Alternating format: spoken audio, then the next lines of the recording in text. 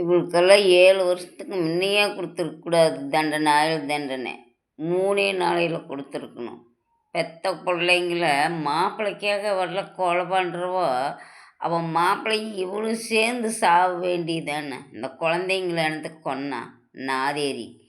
பொம்பளைப்பாரு அவளைப்பாரு. இவளுக்கெல்லாம் என்ன சுகம்? புருஷனை விட மற்றவன் என்ன சுகம்? அவன் ஒரு ஆள் மானங்கெட்ட நாய்.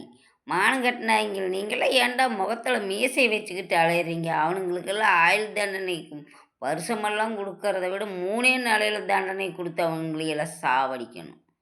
ஆளுங்களும் அவனுங்களும். ஏண்டா அவன் பொண்டாட்டி பிள்ளைகிட்ட இல்லாத சுகம் எப்படிரா அடுத்தவங்கிட்ட வரும்? அழகு இருந்தால் பத்தாதுடா, நல்ல அன்பு இருக்கணும்.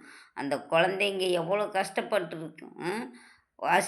எப்படியோ அந்த குழந்தைங்க வந்துருச்சு, அந்த ஆள் தான் இருக்குது. நீங்கள் எல்லாம் ஜென்மத்துக்கு திருந்த மாட்டீங்கடா. நீங்கள் எல்லாம் எவ்வளோ ஜென்மம் எடுத்த கடைசியில் நம்பைங்க அவன் செஞ்சு இப்படி வந்தது, இவன் செஞ்சு அப்படியெல்லாம் இல்லை. நீங்கள் திமிர் எடுத்து ஆடுறீங்க, அதுக்காக மற்றவங்க இதாக முடியாது. சரியா? நீங்களே திருந்துங்கடா. குன்றக்குடிக்காரனுங்களா இருந்தாலும் எந்த ஊருக்காரனாக இருந்தாலும் திருந்துங்க முதல்ல. அடுத்தவும் பொண்டாட்டி மேலே ஆசைப்படுறத நீங்கள் நிறுத்துங்கடா. அப்போ தெரியும். என்ன நீங்களும் அடுத்த புருஷன் மேலே ஆசைப்படுறத நிறுத்துங்க. ஒரு கல்யாணம் பண்ணாதவங்கள போய் ஒரு சாகுவாசம் வைங்க. ஒரு நல்லவங்க கெட்டவங்க கல்யாணம் ஆகி தனியாக இருக்கிறவங்ககிட்ட சாகுவாசம் வைங்க. அப்போ நீங்கள் நல்லவங்களா இருக்கலாம்.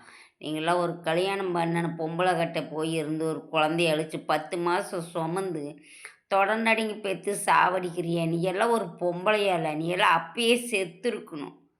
அப்பயே செத்துருந்தீங்கன்னா அந்த குழந்தைங்களாவது அந்த ஆள் நல்லா வச்சு காப்பாற்றியிருப்பான். நீ எல்லாம் பொம்பளையும் பாரு, மயிரப்பார்.